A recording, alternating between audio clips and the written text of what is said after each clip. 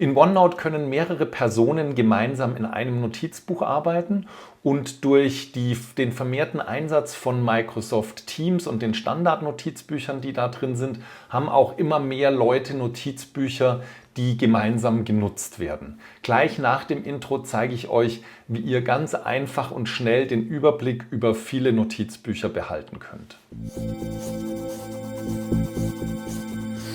Hallo und herzlich willkommen zu den Tipps und Tricks rund um die optimale Nutzung digitaler Technik.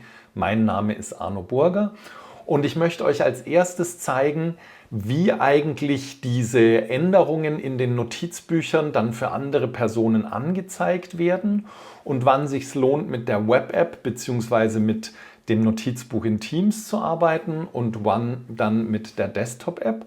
Und dann schauen wir uns an, wie ihr euch über mehrere Notizbücher hinweg sehr leicht anzeigen lassen könnt, wer wann was geändert hat. Wenn du wissen willst, wo das Notizbuch liegen muss, damit ihr gemeinsam arbeiten könnt und wie du zum Beispiel ein Notizbuch, das in der Cloud liegt, auch in deiner Desktop-App aufmachen kannst, dann schau dir mal das Video zum Ablageort von OneNote-Notizbüchern an, das ich in der Infokarte verlinkt habe. So, ich habe hier mal Folgendes vorbereitet. Ich habe hier OneNote zweimal aufgemacht und zwar zweimal in der Web-App das Notizbuch für die Videoerstellung, einmal als Online-Akademie und einmal auch das Notizbuch für Videoerstellung mit dem Account Arno Burger, damit ich euch hier zeigen kann, wie das eigentlich mit der Aktualisierung läuft. Und im Web gibt es in OneNote ein Symbol, nämlich hier das Symbol Seite gespeichert, an dem sehe ich den Synchronisierungsstatus.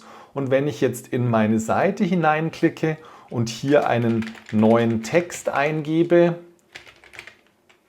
dann seht ihr hier, dass jetzt der Text erscheint und hier auch wieder der Synchronisierungsstatus auf Seite ist gespeichert steht. Das heißt, wenn ihr im Web arbeitet, im Browser, dann ist die Aktualisierung sehr schnell, im Prinzip in derselben Sekunde. Und das ist eigentlich auch die Stärke vom Arbeiten mit der Web-App. Jetzt schauen wir uns mal an, wenn ich jetzt hier dieses Fenster zum Vollbild mache.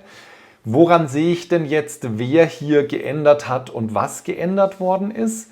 Über das Menü Ansicht in der Web-App gibt es die Möglichkeit, den Autor anzeigen zu lassen. Und dann seht ihr jetzt hier, da hat der Philipp was geändert, da hat ein Arno Burger was geändert und da hat der Account Online Akademie Arno Burger jetzt gerade was geändert. Was ich hier aber nicht sehe, ist, wann die Dinge geändert worden sind und ich sehe auch nicht, wo hier in meinen Abschnitten oder auch in meinen Seiten irgendwo eine Änderung passiert ist, seit ich das letzte Mal damit gearbeitet habe.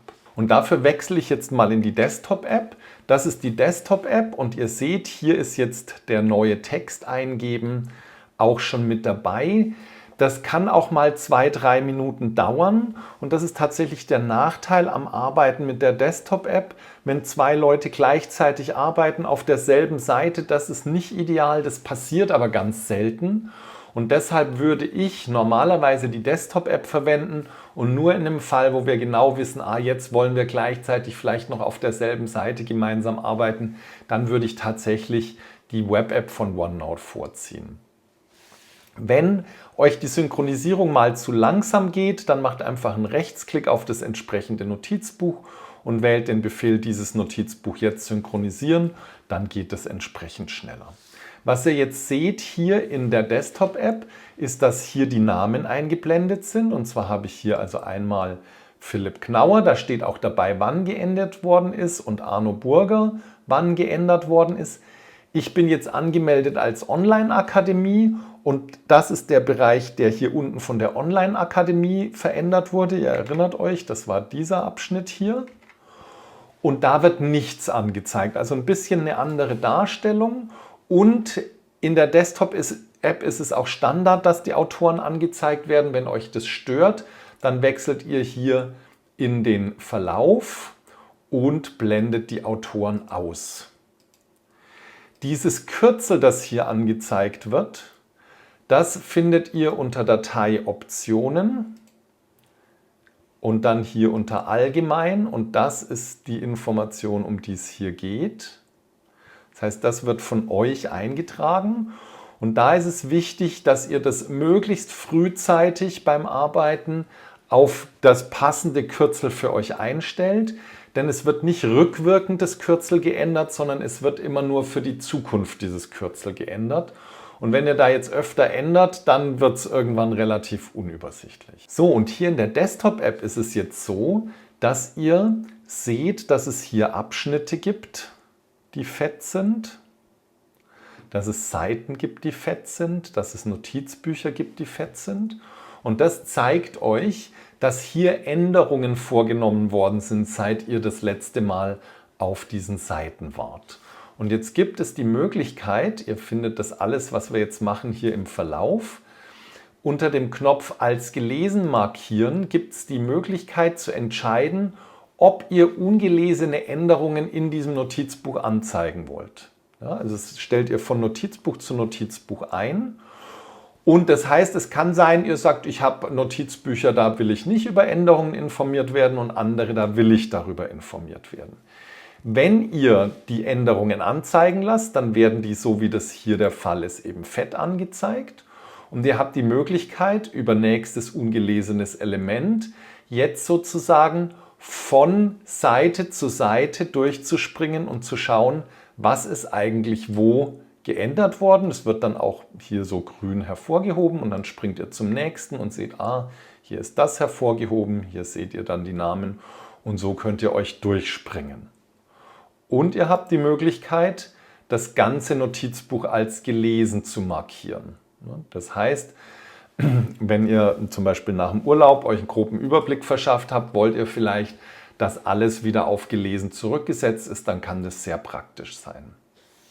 Manchmal ist es auch ganz praktisch, dass man eine einzelne Seite gezielt auf gelesen setzt, aber normalerweise reicht es, wenn du ein bisschen auf der Seite bist, dann werden die Sachen automatisch auf gelesen gesetzt. So, jetzt kommen wir zu dem wirklich spannenden Teil, nämlich der Möglichkeit, dass du dir letzte Änderungen anzeigst.